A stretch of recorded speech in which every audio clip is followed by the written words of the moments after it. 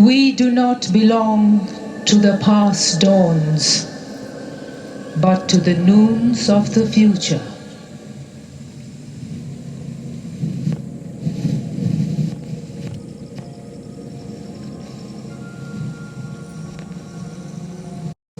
Then existence was not,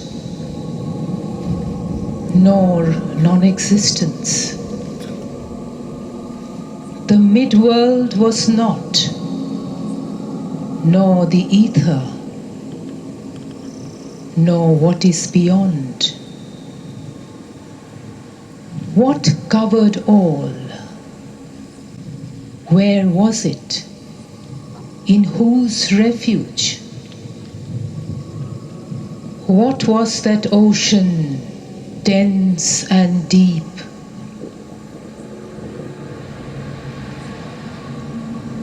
Death was not, nor immortality, nor the knowledge of day and night. That one lived without breath by his self-law. There was nothing else, nor aught beyond it.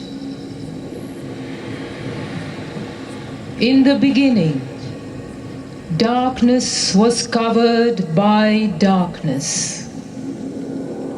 All this was an ocean of inconscience.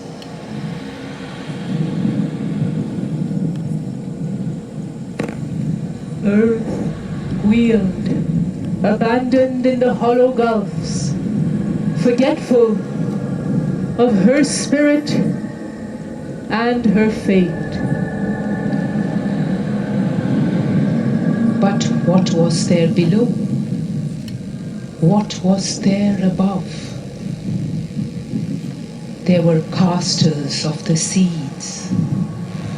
There were greatnesses. There was self-law below. There was will above. And a blank prescience yearned towards distant change. Night was born, and from night the flowing ocean of being. And on that ocean time was born, to whom is subjected every seeing creature. A memory quivered in the heart of time.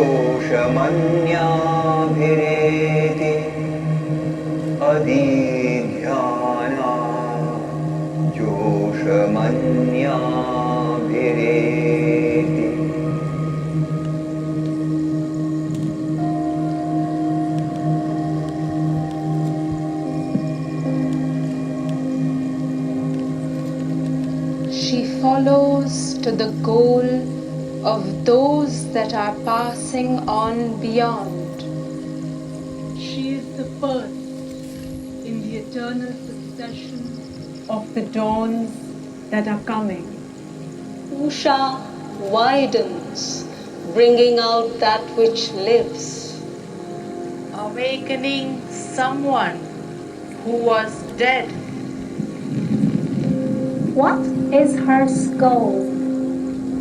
When she harmonizes with the dawns that shone out before, and those that now must shine.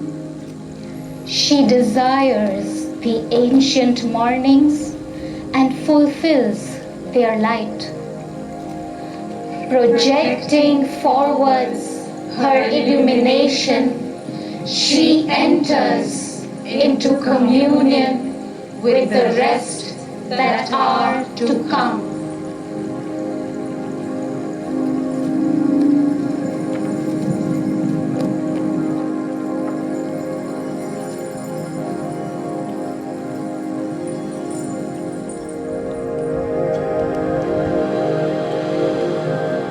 All was made wide above, all lit below. Darkness was wounded and vanished.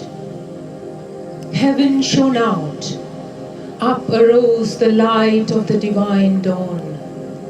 The sun entered the fields of the vast, looking on the straight and crooked things in mortals. The universe was not now this senseless whirl, borne round, inert, on an immense machine. It cast away its grandiose, lifeless front. A mechanism no more, or work of chance, but a living movement of the body of God.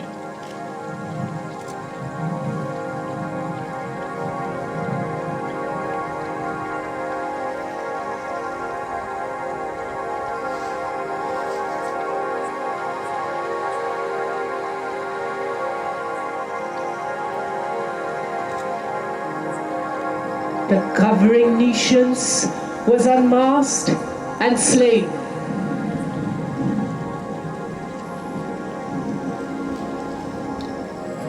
Dawn, confronting all the worlds, thou standest high uplifted and art their perception of immortality. Do thou move over them like a wheel, O new day, traveling over an equal field. Meet ye the dawn as she shines white towards you, and with surrender bring forward complete energy. Exalted in heaven is the force to which she rises, establishing the sweetness. She makes the luminous worlds to shine forth and is a vision of felicity.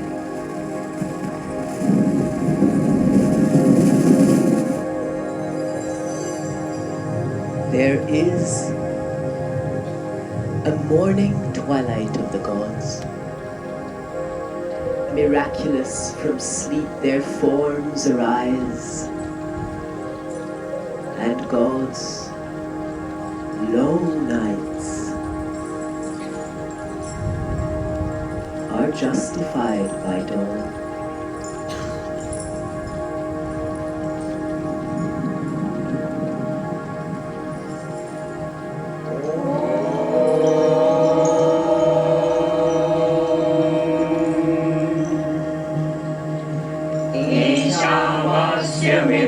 सर्वं यत्किञ्च Jagtial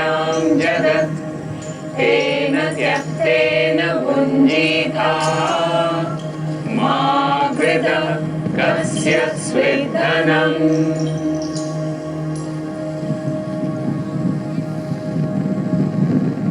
All this is for the habitation by the Lord. Whatsoever is individual universe of movement in the universal motion. One, unmoving, that is swifter than the mind, that the gods reach not, for it progresses ever in front, that standing passes beyond others as they run.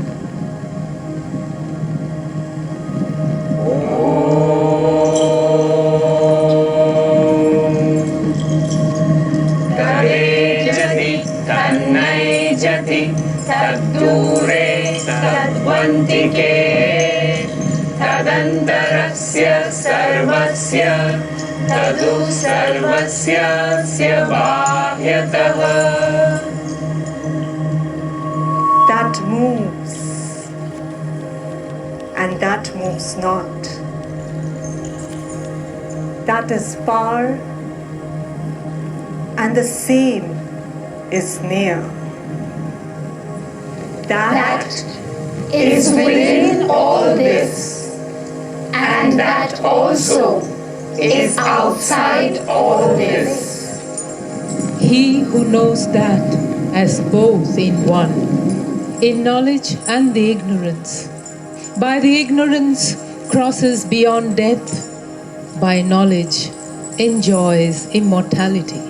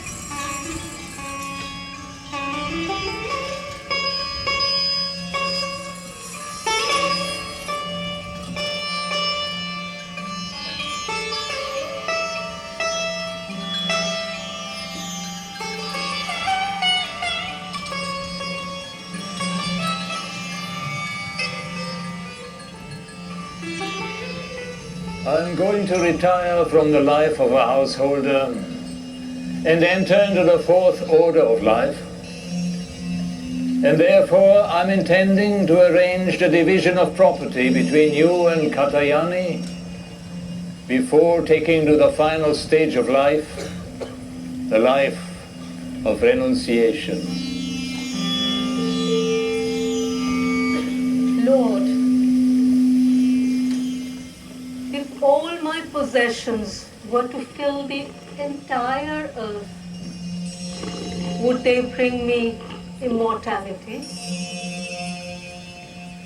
No, dear, that could never be.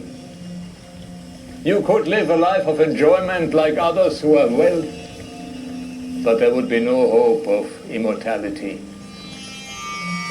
What then am I to do with that which cannot make me immortal? My dear Maitreya, know that the wife loves her husband not for his sake, but for her own sake, for the sake of the self. In loving him, she loves the one who is both in her as well as in him. It is really that one whom she loves. Similarly, it's so for the husband and for all love relationships, father and son, mother and son. father and daughter, mother and daughter, friend and friend, and so on. Whatever is held to be dear is so because of that one self. It is this self which has to be seen, heard of, thought about, meditated upon. This being known, all else is known.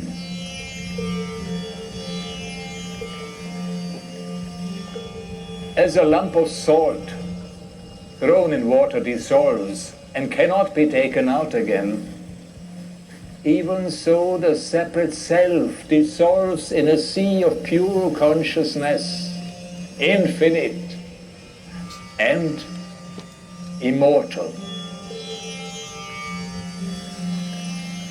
Separateness arises from identifying the self with the body, which is made up of the elements. But when the physical identification dissolves, there can be no more separate self. This is what I wanted to tell you. I'm confused, O Blessed One, when you say there is no separate self. Could you please enlighten me? O Maitreya, reflect upon what I have said, and you will not be confused. As long as there is separateness, one sees, hears, smells, speaks to, thinks of, knows. But when the self is realized as the indivisible unity of life, who can be seen by whom? Who can be smelled by whom? Who can be thought of by whom? Who can be known by whom?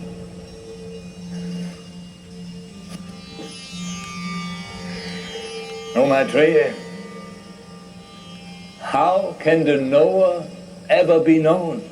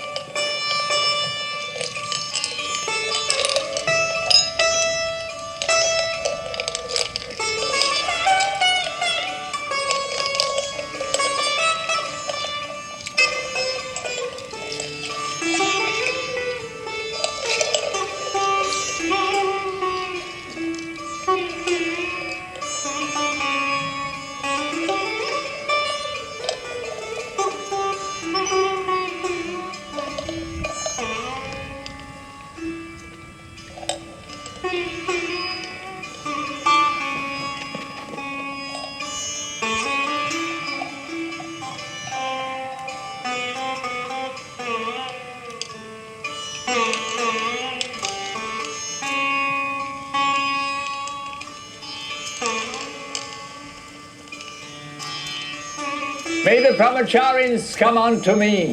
Swaha! From here and there, may the brahmacharis come unto me. Swaha! May the brahmacharis set forth unto me. Swaha!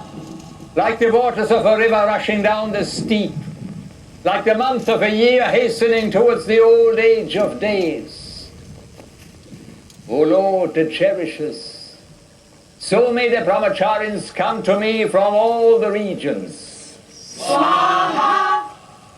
May the brahmacharis attain to peace of soul. Swaha.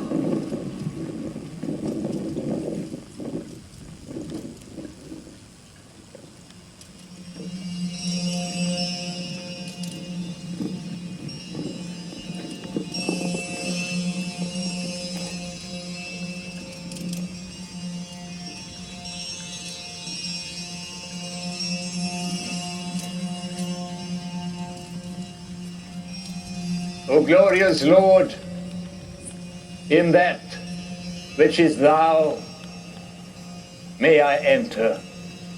Swaha.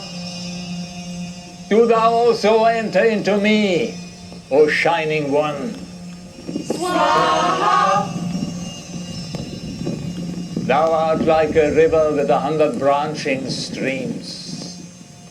O Lord of grace, in thee may I wash me clean. Swaha. O Lord, thou art my neighbor. Thou dwellest very near me. Come to me and be my light and sun.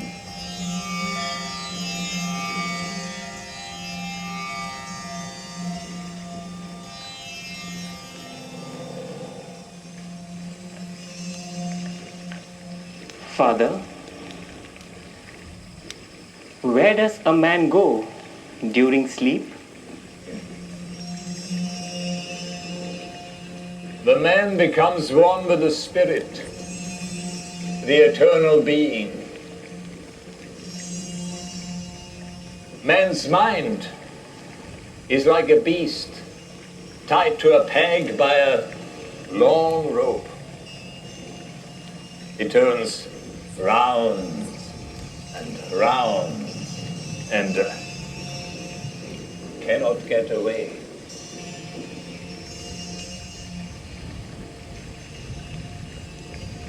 When a man dies, his power of speech is merged in the mind.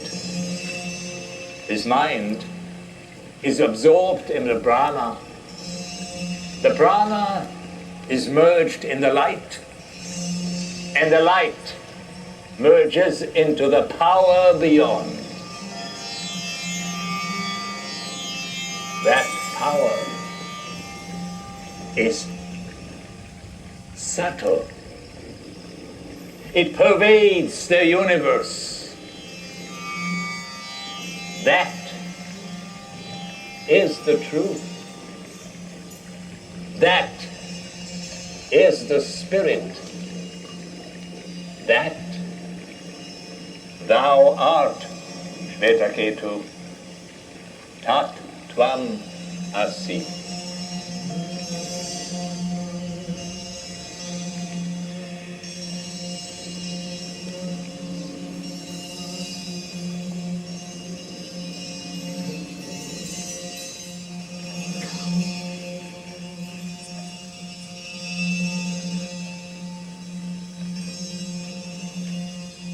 Won't you please give me more of this knowledge, Father?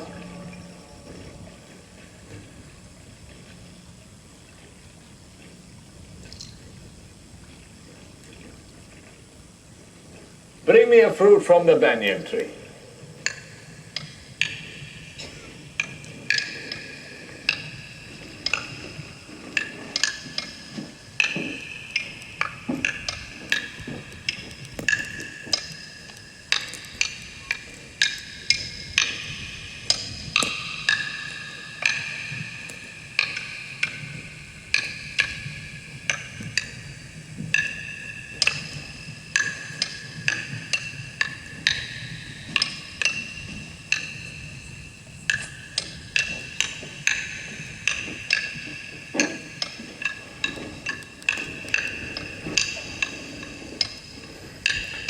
Here is one, Father. Break it open.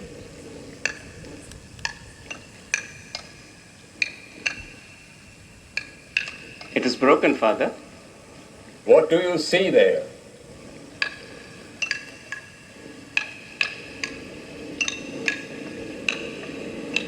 These tiny seeds.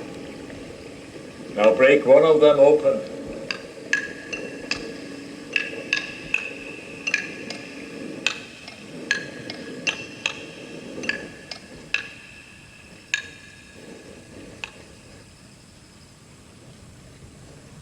It is broken, Father. What do you see there? Nothing, Father. My son, there is a subtle essence which you do not perceive.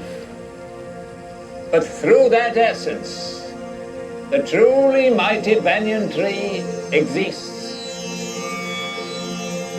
Believe it, my son. Everything that exists has itself in that subtle essence. It is the truth. It is the self.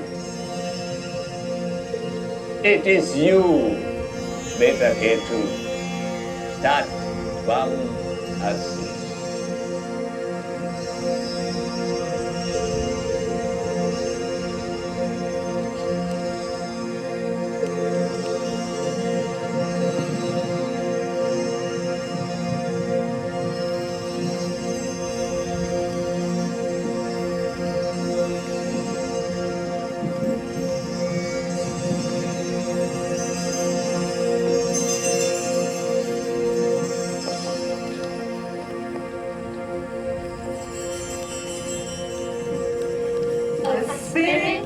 Wandered happily in the wind. A spirit brooded in the leaf and stone. The voices of thought-conscious instruments along a living verge of silence strayed, and from some deep, a wordless tongue of things unfathomed, inexpressible, chantings rose, translating into a voice the unknown.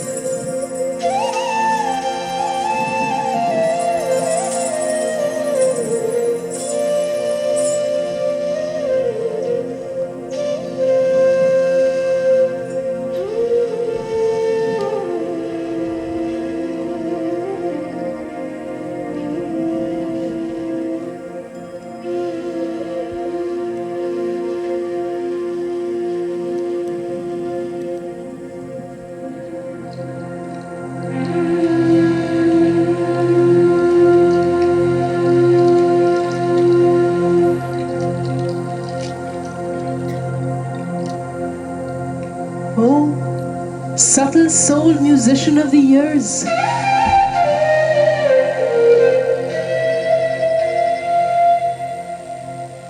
Play out what thou hast fluted on my stops.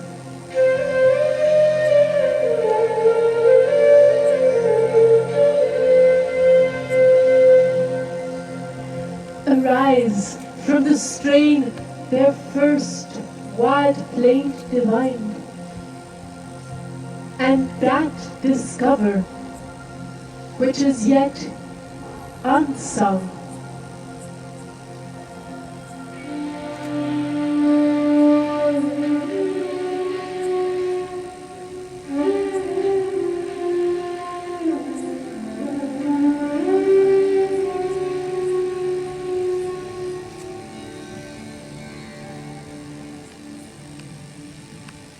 Krishna, the avatar, the teacher, the charioteer of the human soul in the world action, has been preparing the revelation of the secret of himself.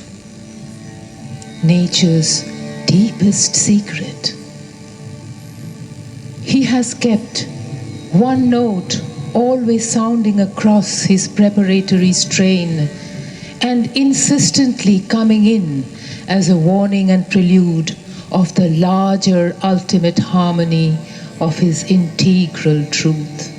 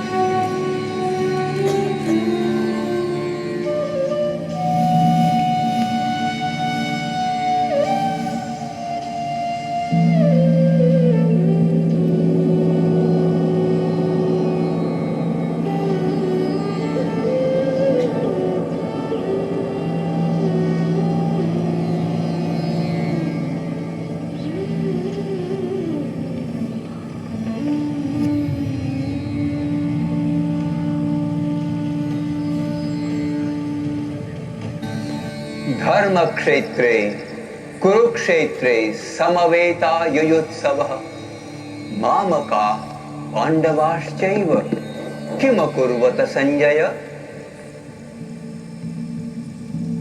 O Achyuta, stay my chariot between the two armies, so that I may view these myriads standing here, longing for battle, with whom I have to meet in this holiday of fight, and look upon those who have come here to champion the cause of the evil-minded son of Dhritarashtra.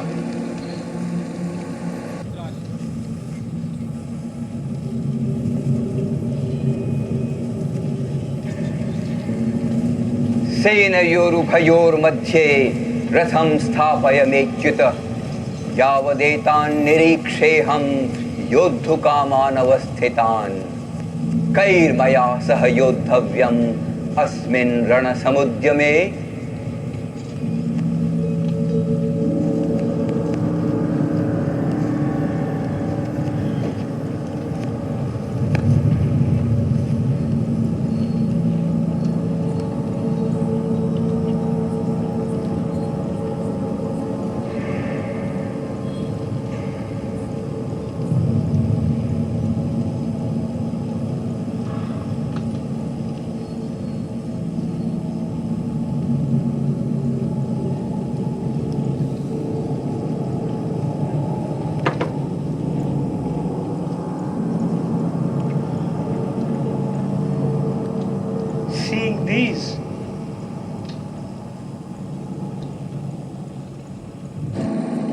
Seeing these,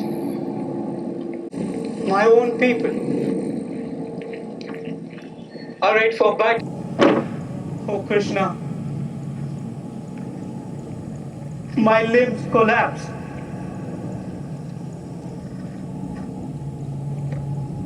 My mouth is parched.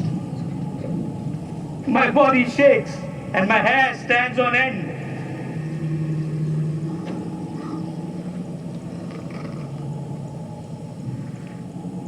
Gandhi slips from my hand, and all my skin seems to be burning.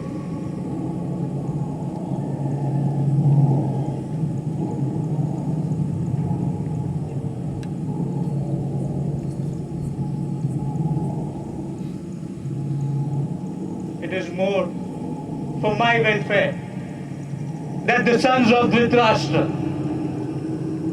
armed, should slay me, unarmed and unresisting.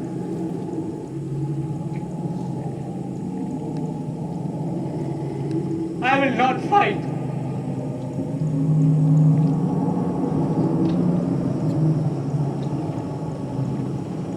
Whence has come to thee this dejection, this stain, this darkness of soul? in the hour of peril and difficulty, O Arjun.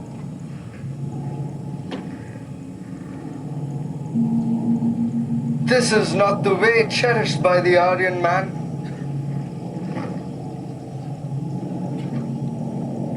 This mood came not from heaven, nor does it lead to heaven. And on earth, it is the forfeiting of glory.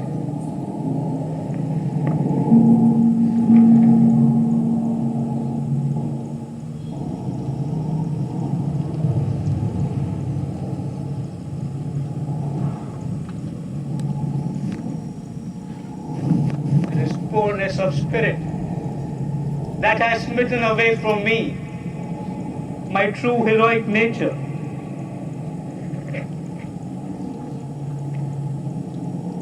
My whole consciousness is bewildered in its view of right and wrong.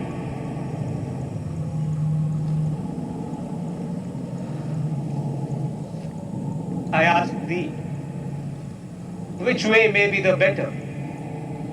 That tell me decisively.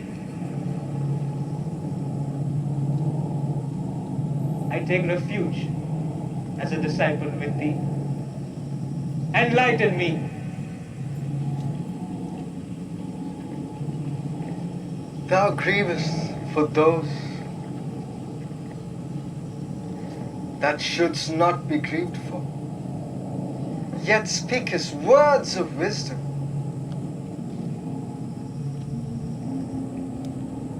The enlightened man does not mourn either for the living or for the dead.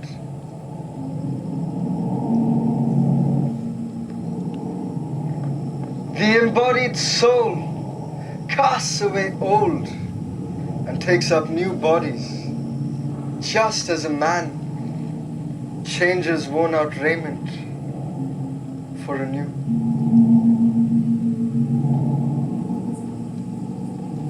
The dweller in the body of everyone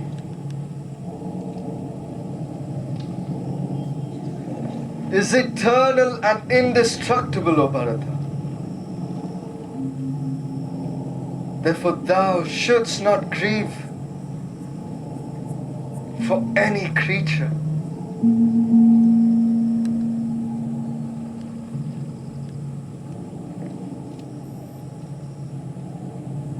That which is in us is He. And all that we experience outside ourselves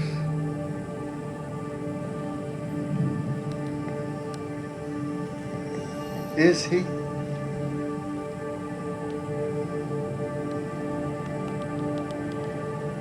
The inward and the outward.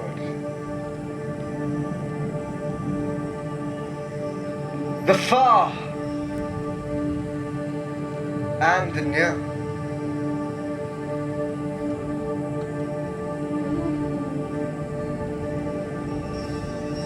The moving and the unmoving.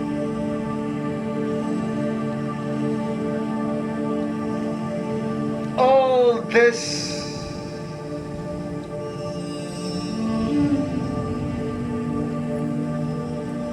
is He at once.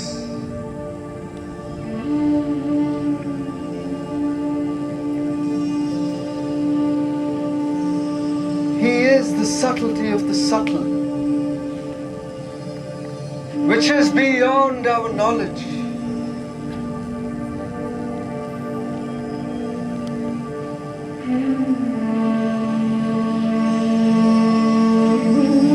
Devoting all thyself to me, giving up in thy conscious mind and all thy actions into me, resorting to the yoga of the will and intelligence. Be always one in heart and consciousness with me. सर्वधर्मान् परित्यज्य मामेकं शरणं व्रज अहं त्वा सर्वपापेभ्यो मोक्षयिष्यामि मा शुचः.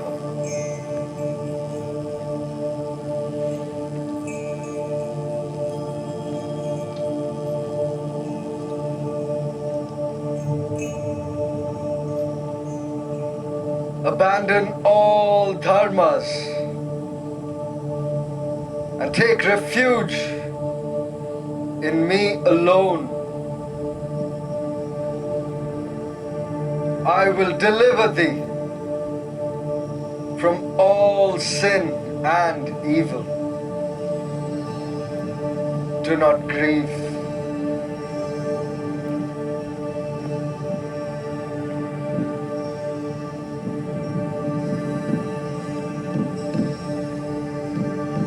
Destroyed is my delusion. I have regained memory through thy grace, O infallible one. I am firm.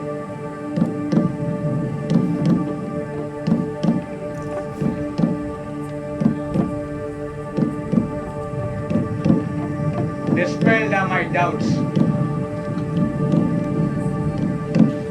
I will act according to thy word.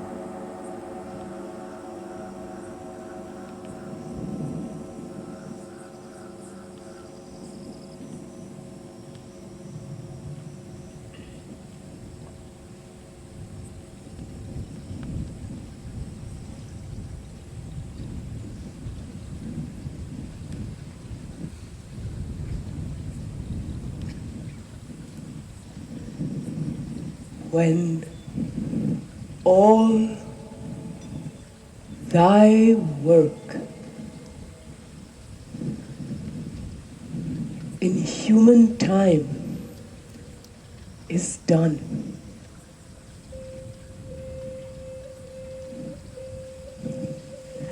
the mind of earth shall be a home of light.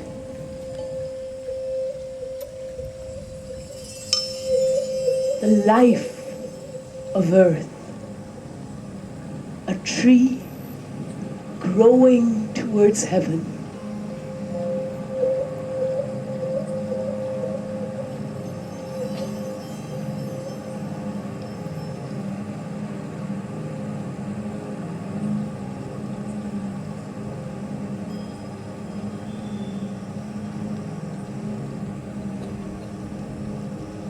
The body of earth,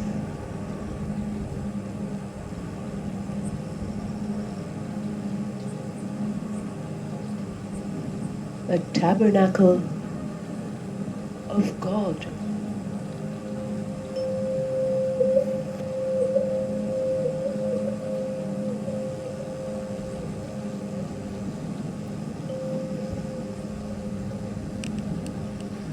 This love that is knowledge, this love that can be the deep heart of your action, will be your most effective force for an utter consecration and complete perfection.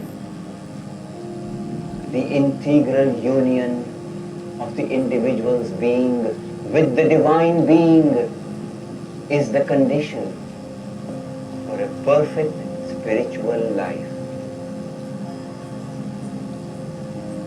Turn then all together towards the divine. Make one with him by knowledge, love, and works, all your nature. Turn utterly towards him and give up ungrudgingly into his hands your mind and your heart and your will. All your consciousness and even your very senses and body. Let your consciousness be soberly molded by him into a flawless mold of his divine consciousness. Let your heart become a lucid or flaming heart of the divine. Let your will be an impeccable action of his will. Your very sense and body be the rapturous sensation and body of the divine. Adore and sacrifice to him with all you are. Remember him in every thought and feeling, every impulsion and act. Persevere until all these things are wholly his, and he has taken up even in the most common and outward things, as in the inmost sacred chamber of your spirit, his constant transmuting presence.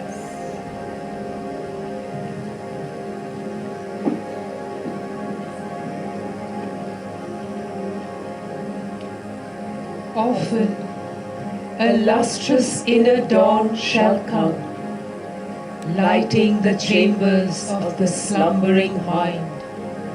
A sudden bliss shall run through every limb, and nature with a mightier presence fill. Lost in the halo of her musing brows, night, splendid with the moon dreaming in heaven in silver peace, possessed her luminous reign. She brooded through her stillness on a thought deep guarded by her mystic folds of light. And in her bosom